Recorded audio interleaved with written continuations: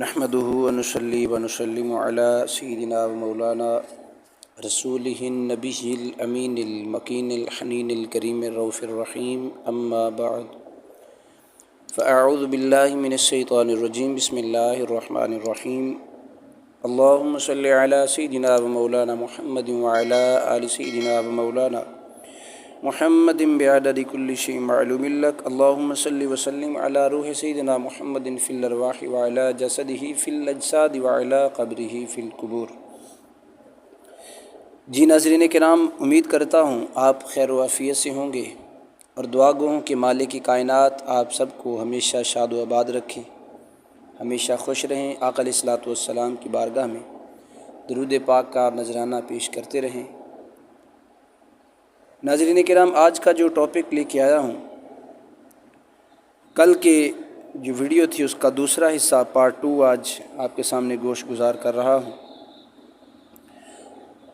درود پاک پڑھنے سے حضور کے غلام کا اپنا ہی بھلا ہوتا ہے، اس کا آج دوسرا پارٹ ہے۔ سب سے پہلا فائدہ یہ ہوتا ہے، وہ یہ ہوتا ہے کہ مانگنے کا سلیقہ بندے کو آ جاتا ہے۔ امتی کا یہ بھلا کیا کم ہے کہ درود پاک اسے اللہ رب العزت کی بارگاہ سے مانگنے کا سلیقہ سکھا دیتا ہے۔ کوئی شخص کسی کو اسی وقت کچھ دینے پر رضا مند ہوتا ہے جب اس کا دل مانے، یعنی اگر کوئی دنیا دار بندہ کسی سے کچھ مانگے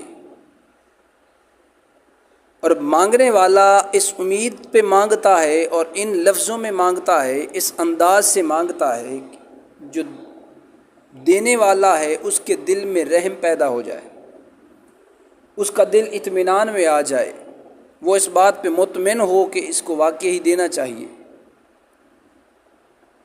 تو وہ اس کے لیے لفظوں کا چناؤ کرتا ہے، اچھے اچھے لفظ، اچھی اچھی دعائیں، اچھا انداز، اچھا اخلاق، ان لفظوں کو پہلے چنتا ہے۔ کس بات پر یہ بندہ میرے ساتھ محبت فرمائے گا؟ تو وہ کیا کہتا ہے؟ اس کی مثال ایسے ہے کہ وہ بندہ دعا دینے والا جب کوئی کسی سے کچھ مانگتا ہے، بھکاری کی بات ہی لے لیں، بھکاری جب کسی سے گھر جا کر کچھ مانگتا ہے، وہ کہتا ہے اے گھر والے تیری خیر ہو، تیرے بچوں کی خیر ہو، تیرے بچوں کی عمر دراز ہو، اللہ رب العزت تجھے ہر تکلیف سے محفوظ رکھے، تیرے بچے محفوظ رہیں۔ تو ایسے ایسے لفظوں میں ایک امیر آدمی کو، ایک غریب آدمی ایسی ایسی دعاؤں سے جب اس کو یاد کرتا ہے تو اس کے دل میں محبت پیدا ہوتی ہے، اور جب محبت پیدا ہوتی ہے اپنے اولاد کی، اپنے بچوں کی، اپنے بچوں کے لیے دعائیں دیکھتا ہے، تو جو اس کی توفیق ہوتی ہے وہ اس بندے کو دے دیتا ہے۔ یہ ہے دنیا کی مثال، ان کے بچوں کی خیر، ان کے بچوں کی سلامتی، ان کی عمر دراز، ٹھیک ہے، بچوں کو تندرستی عطا فرمائے۔ تو ایسی ایسی دعائیں جب بندہ کرتا ہے بھکاری، تو جو غنی ہوتا ہے یعنی امیر آدمی، اس کے دل میں محبت پیدا ہو جاتی ہے اولاد کی، اور اولاد کی وجہ سے اور ایسے لفظوں اور ایسی دعاؤں کی وجہ سے وہ اس کو دیتا ہے۔ بالکل یہی حال ہے اللہ اور اس کے بندوں کا، کہ جب بندہ، اب اللہ رب العزت کی ذات تو اپنی اولاد سے پاک ہے، وہ تو لم یلد ولم یولد کی شان رکھتا ہے، اس کا تو کوئی بیٹا نہیں، تو پھر کیا کیا جاتا ہے؟ درود پاک میں تاکید کی جاتی ہے کہ اے بندے، اے میری بارگاہ میں مانگنے والے، اے میرے در کے بھکاری، اگر میری بارگاہ میں آیا ہے تو پھر سن لے، میرے محبوب پر درود و سلام تو پڑھے گا اور اس کے بدلے میں تجھے نواز دوں گا۔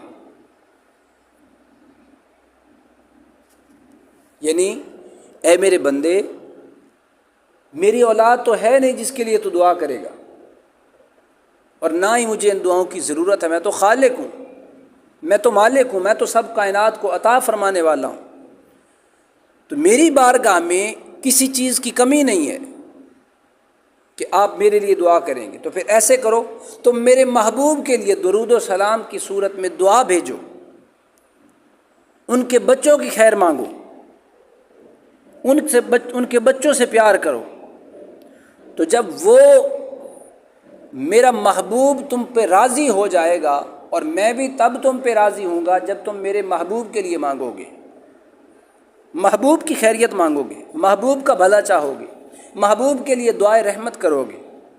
تو جب تم یہ کرو گے تو پھر سن لو، جو میں اپنے محبوب پر رحمت کی بارش برسا رہا ہوں، عنایات کی بارش میرے محبوب پہ ہو رہی ہے، میرے محبوب کی اہل بیت اطہار پہ ہو رہی ہے، جو نعمتیں میں نے محبوب علیہ الصلاۃ والسلام کو عطا فرمائیں، جو محبوب علیہ الصلاۃ والسلام کی اہل بیت اطہار کو عطا فرمایا، اس سمندر میں سے ایک قطرہ آپ کو بھی مل جائے گا، لیکن شرط یہ ہے کہ میرے محبوب پر درود و سلام پڑھنا ہوگا، میرے محبوب کا ذکر کرنا ہوگا، میرے محبوب پہ درود و سلام پڑھنا ہوگا۔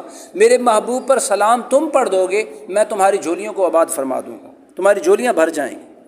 تو آقا علیہ الصلاۃ والسلام کی بارگاہ میں جب بندہ درود و سلام پیش کرتا ہے تو در حقیقت اللہ رب العزت یہ مانگنے کا ایک انداز سکھا رہا ہے کہ اے میرے بندے، میری بارگاہ میں آ کے مانگنا ہے تو ضروری یہ ہے کہ میرے محبوب پر درود و سلام پڑھنا ہوگا، تمہیں میرے محبوب کا ذکر کرنا ہوگا، میرے محبوب کی اہل بیت اطہار کے لیے۔ احباب ذی وقار، اس کا ایک اور دوسرا جو طریقہ ہے درود پاک کا اور اس کی جو فضیلت ہے وہ یہ ہے کہ غور فرمائیں کہ جب نبی کریم رؤوف الرحیم صلی اللہ علیہ وآلہ وسلم پر، حضور کی اہل بیت اطہار پر درود و سلام بھیجا جا رہا ہے تو پھر نبی محترم صلی اللہ علیہ وآلہ وسلم اپنی امت سے اس خواہش کا اظہار کیوں فرما رہے ہیں کہ مجھ پر کثرت سے درود و سلام بھیجا کرو؟ اس خواہش میں کیا راز چھپا ہوا ہے؟ اصل بات یہ ہے کہ حضور نبی کریم رؤوف الرحیم صلی اللہ علیہ وآلہ وسلم اپنی امت کو ایک ایسا رحمت اور برکت سے بھرا عمل عطا فرمانا چاہتے تھے کہ جس کی بدولت بندے کا آپ سے قرب ہو جائے، یعنی آقا علیہ الصلاۃ والسلام کی ذات چاہتی ہے کہ یہ جو میرے امتی ہیں یہ کوئی ایسا وظیفہ کریں، ایسا عمل کریں جس عمل کی برکت سے ان کا تعلق میرے ساتھ بن جائے، یہ میرے مقرب ہو جائیں، میری بارگاہ میں آ جائیں، میری اہل بیت اطہار کے مقرب ہو جائیں۔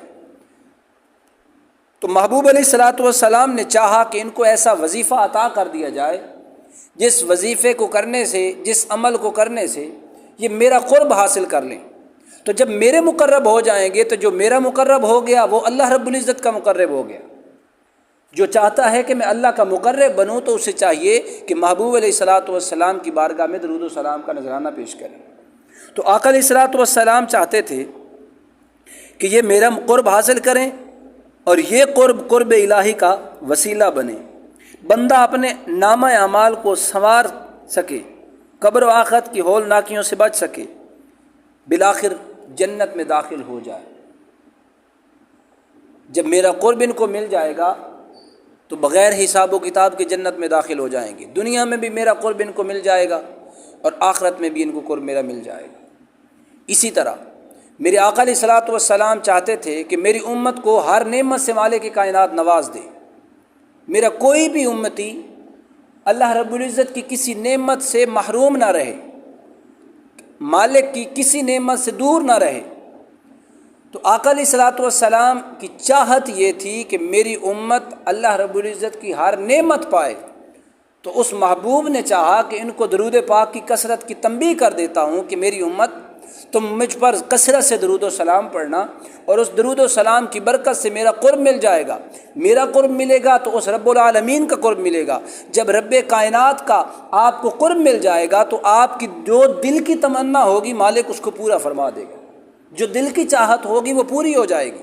جس نعمت کو چاہو گے مالک آپ کو عطا فرما دے گا، جس نعمت کی طلب ہوگی مالک کائنات جھولیاں بھر کے عطا فرما دے گا۔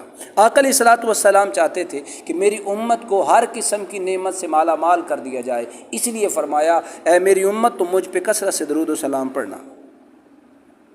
احباب ذی وقار، چنانچہ وہ عمل ذکر ہے، اللہ کا ذکر اور اللہ کے محبوب کا ذکر۔ اللہ رب العزت کے ذکر کی بہترین عملی صورت نماز ہے۔ قرب خدا کے لیے نماز اور قرب مصطفیٰ کے لیے درود پاک، تو جو یہ کرے گا تو اللہ اور اس کے رسول کا قرب پا لے گا۔ احباب ذی وقار، اس ساری گفتگو کا محصل یہ ہے کہ درود و سلام ایک ایسا عمل ہے جس میں درود خواں کا اپنا ہی فائدہ ہے۔ وہ اس کے ذریعے سے اپنے گناہوں کو مٹاتا ہے، نیکیوں کو بڑھاتا ہے، درجات کو بلند کرتا ہے، اللہ رب العزت کی نعمتوں سے مالا مال کر دیا جاتا ہے، ہر قسم کی تکلیف سے محفوظ رہتا ہے۔ لیکن جب بندہ اللہ کے مقرب ہو جائے تو کیسے ممکن ہے کہ اللہ اپنے مقرب بندوں کو تکلیفوں میں مبتلا کرے؟ تو مطلب یہ ہے کہ درود پاک تکلیفوں سے بھی دور رکھتا ہے اس بندے کو۔ اور آقا علیہ الصلوۃ والسلام یہ چاہتے تھے کہ ان کا دین اور دنیا، قبر و آخرت دونوں سنور جائیں، دونوں جہانوں میں ان کا بھلا ہو۔ یہاں اس بات کا واضح ہو جانا نہایت ضروری ہے کہ سچا مومن وہ ہے جو اللہ اور اس کے رسول کے حکم کو بغیر کسی حجت کے، بغیر کسی دلیل ڈھونڈے اس پر عمل کرتا ہے، اس ضمن میں نہ کسی دلیل و حجت کو ڈھونڈے اور نہ ہی اسرار و رموز کی گہرائیوں تک اترے۔ اگر مگر کیوں اور کیسے یہ کہنا یہ کبھی مومن کا شیوا نہیں ہوتا۔ مومن تو صبر و شکر، تسلیم و رضا کا نام ہے۔ مومن صبر و شکر، تسلیم و رضا، یعنی جو مالک نے عطا فرمایا اسی پہ راضی رہنے کا نام ہے۔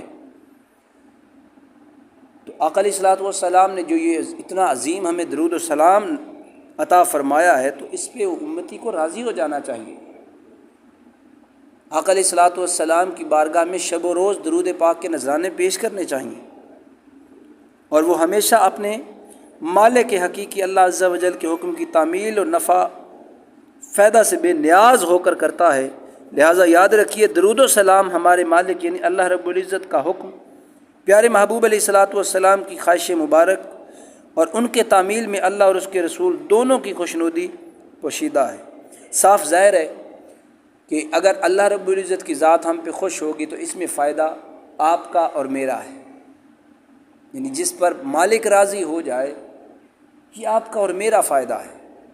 احباب ذی وقار، ایک حدیث مبارکہ میں آتا ہے، حضور تاجدار کائنات صلی اللہ علیہ وآلہ وسلم آپ ہی ارشاد فرماتے ہیں، سرکار فرماتے ہیں کہ جب بندہ مومن مجھ پر درود و سلام پڑھتا ہے اور میری بارگاہ میں وہ درود و سلام پہنچتا ہے، میرے آقا فرماتے ہیں میں اس بندے پہ خوش ہو جاتا ہوں۔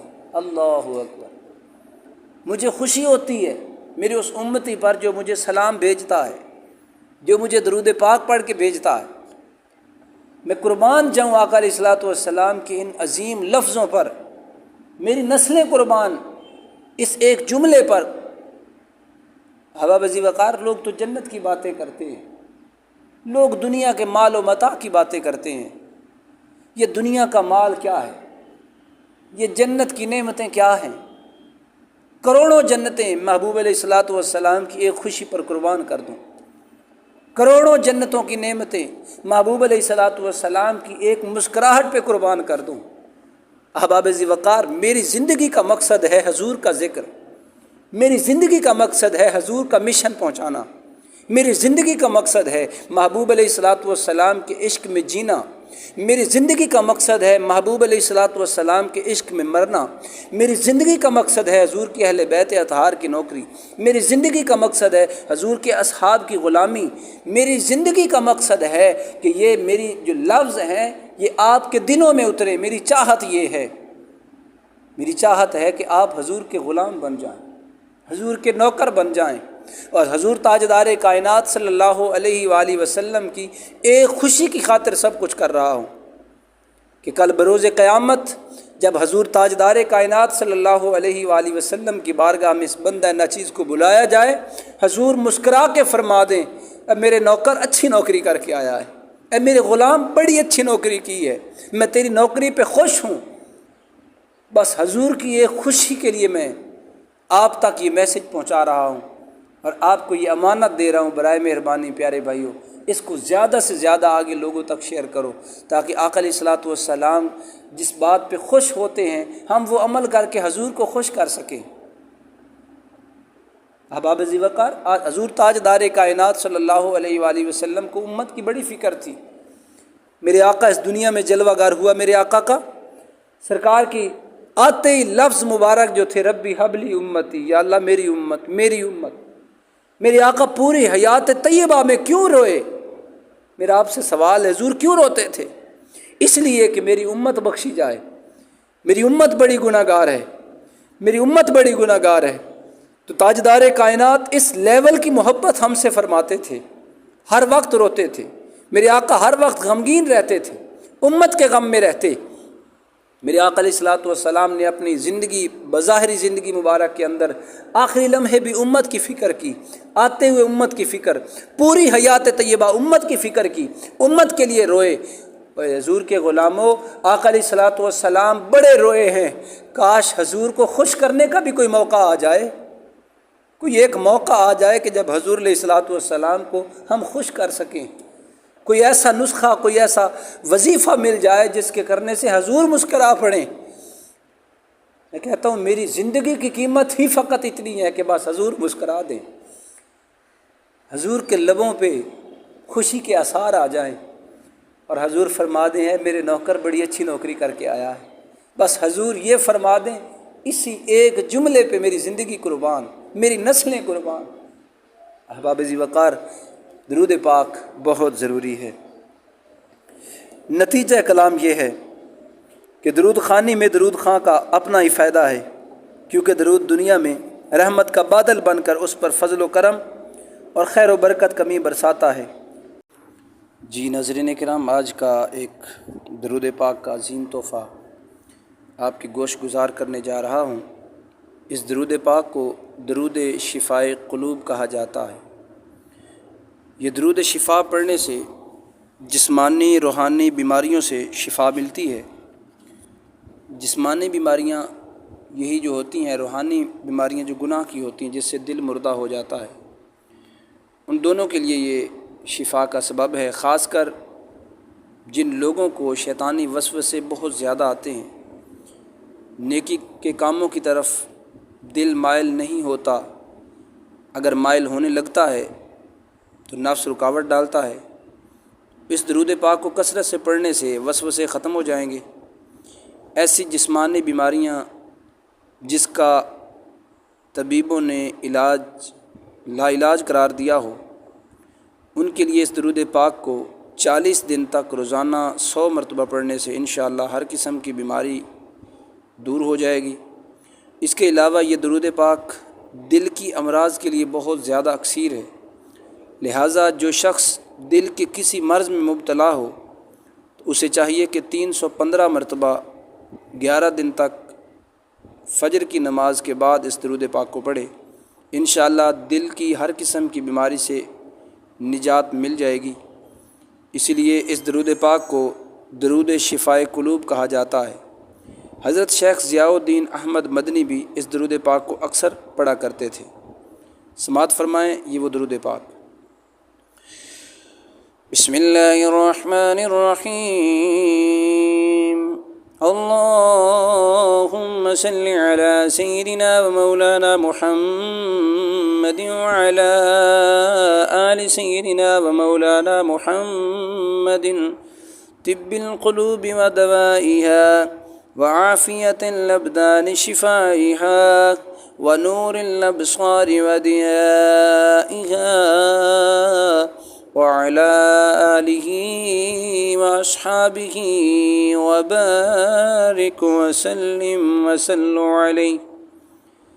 جی ناظرین کرام، ذرا ترجمہ سماعت فرمائیں۔ یا اللہ درود پاک بھیج ہمارے سردار حضرت محمد مصطفیٰ صلی اللہ علیہ وآلہ وسلم پر، جو دلوں کے طبیب ہیں اور ان کی دوا ہیں، اور جسموں کی عافیت اور ان کی شفا ہے، اور آنکھوں کا نور اور ان کی چمک سے، اور آپ کی آل آپ کے اصحاب پر بے شمار درود و سلام بھیج۔ یہ ناظرین کرام، امید کروں گا کہ آج کی یہ ویڈیو آپ کو پسند آئے۔ احباب ذی وقار، اگر ویڈیو پسند ہے تو برائے مہربانی ویڈیو کو لائک کر دیں، چینل کو سبسکرائب کر دیں، اور ساتھ میں لگے بیل آئیکن کو ضرور پریس کریں تاکہ میری ہر آنے والی ویڈیو کا نوٹیفیکیشن آپ احباب تک پہنچ سکے۔ احباب ذی وقار، اس ویڈیو کو اپنے عزیز و اقارب رشتہ داروں کے ساتھ شیئر ضرور کیجیے گا۔ اللہ رب العزت آپ کو دو جہانوں کی بھلائیاں نصیب فرمائے، ہر قسم کی آفات و بلیات، پریشانیوں سے، دکھ تکلیفوں سے، مصیبتوں سے محفوظ فرمائے۔ آمین۔ السلام علیکم ورحمۃ اللہ وبرکاتہ۔